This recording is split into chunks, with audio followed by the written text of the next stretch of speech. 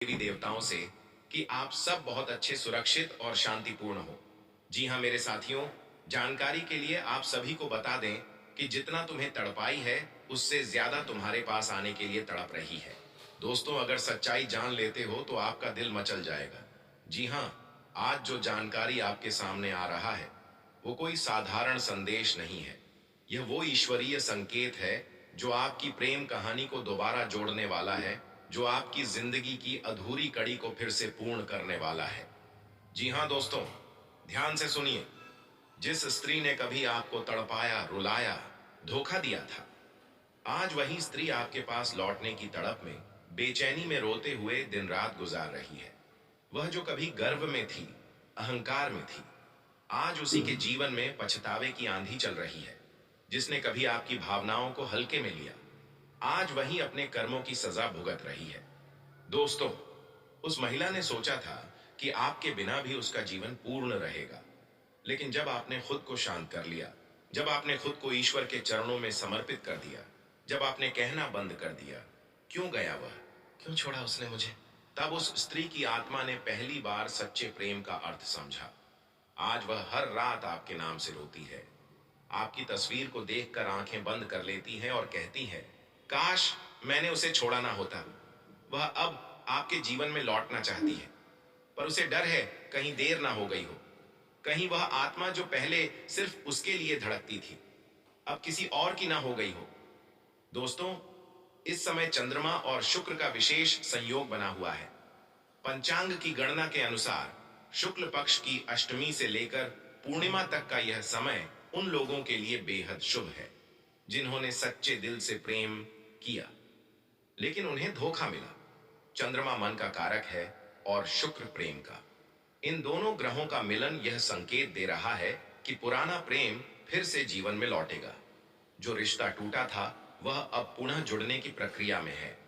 आपके भाग्य भाव में बृहस्पति का गोचर हुआ है, जो यह दिखाता है कि भगवान स्वयं अब आपकी प्रेम कथा में न्याय करने जा रहे हैं। जिसे आपने खो दिया था, वह अब आपके भाग्य के लेख में दोबारा लिखा जा रहा है।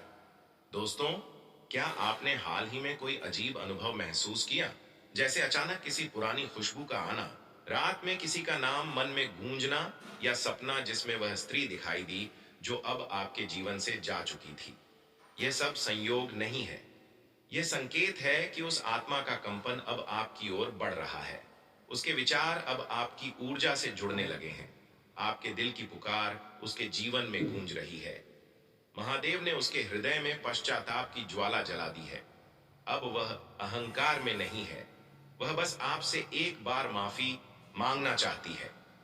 वह चाहती है कि आप उसे फिर से स्वीकार कर लें, लेकिन ईश्वर यह फैसला आप पर छोड़ चुके हैं। दोस्तों, याद रखिए, भगवान भोलेनाथ कभी किसी सच्चे प्रेमी का दिल नहीं तोड़ते। वह परीक्षा लेते हैं, पर हमेशा परिणाम शुभ देते हैं। आपने जो सहा है वह व्यर्थ नहीं गया।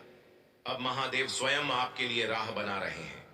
जिस तरह पार्वती जी ने तपस्या करके शिव जी को प्राप्त किया था, उसी तरह अब वह स्त्री भी आपके प्रति तपस्या कर रही है। उसकी आत्मा अब शुद्ध हो रही है। ईश्वर उसके मन से मोह, अहंकार, वासना सब मिटा रहे हैं। अब वह लौटेगी, लेकिन यह लौटना भौतिक प्रेम के लिए नहीं होगा। यह लौटना आत्मिक प्रेम के लिए होगा। दोस्तों, कर्म का सिद्धांत कभी गलत नहीं होता। जिसने किसी को रुलाया है, उसे रोना ही पड़ता है। जिसने किसी का दिल तोड़ा है, उसे खुद टूट कर जीना पड़ता है। और यही उस स्त्री के साथ हुआ है। वह आज समाज में है, तो यह कोई इत्तेफाक नहीं है। यह स्वयं ब्रह्मांड का संकेत है कि आपका समय अब बदल रहा है। आपने जो खोया वह वापस आएगा, पर आप अब पहले जैसे नहीं रह गए हैं। आपका दिल अब और गहरा और शांत और ईश्वर से जुड़ा हुआ है। अब आपको तय करना है, आप उसे माफ करेंगे? क्या आप उसे अपने जीवन में दोबारा जगह देंगे, या अब आप केवल ईश्वर के प्रेम स्थिर रहेंगे? क्योंकि कभी कभी भगवान हमें वही व्यक्ति दोबारा भेजते हैं, पर इस बार परीक्षा लेने नहीं, बल्कि बंधन को पूर्ण करने के लिए। महादेव के आशीर्वाद से अब आपके चारों ओर शुभ ऊर्जा फैल रही है। जो राहें बंद थीं, अब खुल रही है। जो रुकावटें थीं, अब दूर हो रही है। और जो दिल टूटा था अब जुड़ने वाला है। आपके जीवन में अब नई रोशनी आने वाली है। यह रोशनी प्रेम की भी है और ईश्वर की भी। जिस स्त्री ने आपको छोड़ा था वह अब लौटेगी और कहेगी, मुझे माफ कर दो, मैं अब समझ गई हूं कि तुम ही मेरे अपने थे। लेकिन मित्रों, याद रखिए, माफ करना महानता है, पर अपने आत्मसम्मान को कभी मत भूलिए। ईश्वर ने आपको इसीलिए तड़पने दिया ताकि आप अपनी कीमत समझ सको। अब जब आप जाग चुके हैं तो निर्णय भी आपको उसी जागरूकता के साथ लेना होगा। अगले 27 दिनों के भीतर शुक्र और चंद्रमा के संयोग से एक दुर्लभ योग बन रहा है। इस दौरान पुराना प्रेम, अधूरा रिश्ता या पूर्व जन्म का कनेक्शन फिर सक्रिय हो सकता है। जो व्यक्ति या स्त्री आपके जीवन में एक बार आई थी और चली गई थी, अब वही ईश्वर के आदेश से फिर से संपर्क करेगी या किसी माध्यम से आपको संदेश भेजेगी। यह समय आपको यह सोचने का अवसर देगा कि क्या यह रिश्ता अब भी आत्मिक है या यह केवल अतीत का मोह है। दोस्तों, जो भी हो, ईश्वर पर विश्वास रखिए, क्योंकि जब भोलेनाथ किसी का भाग्य पलटते हैं तो कोई ताकत उसे रोक नहीं सकती। आपने जो भी सहा है अब वह फल में बदलने वाला है। आपके जीवन में प्रेम, मान सम्मान और समृद्धि लौटने वाली है।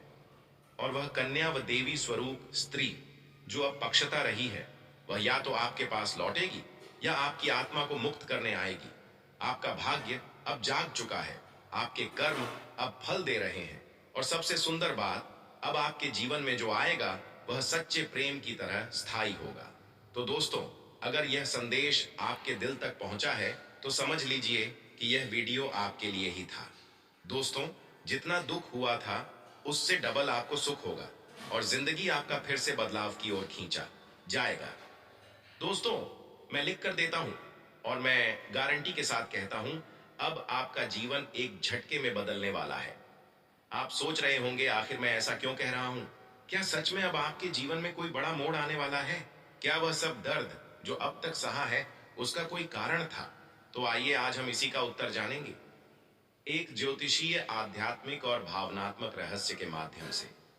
दोस्तों, यह संदेश हर उस व्यक्ति के लिए है जो इस वक्त टूटा हुआ है, जिसने किसी पर भरोसा करके चोट खाई है लेकिन फिर भी ईश्वर पर भरोसा नहीं छोड़ा।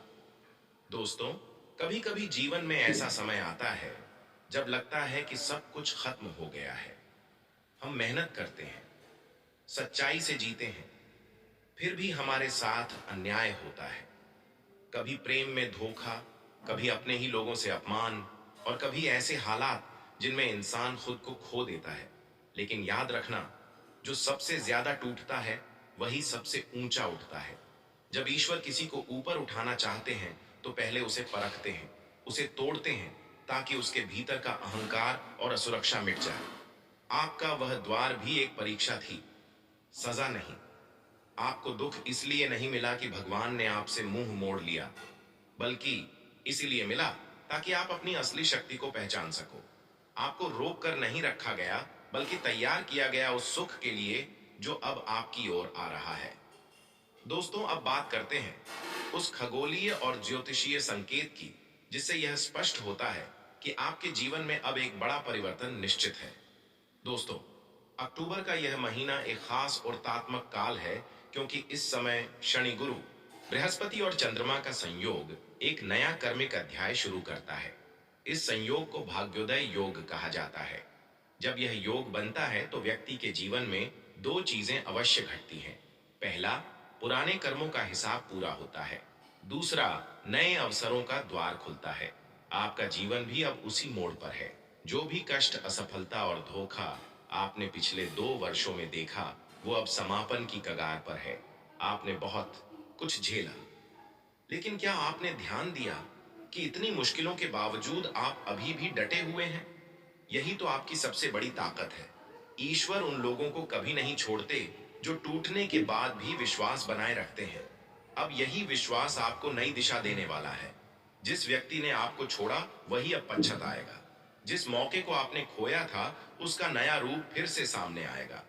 जिस कार्य में आपको नुकसान हुआ वहां अब दुगना लाभ मिलेगा, क्योंकि शनि अब प्रतिकूल नहीं, अनुकूल हो चुका, और गुरु बृहस्पति आपके जीवन के द्वार खोलने जा रहे हैं।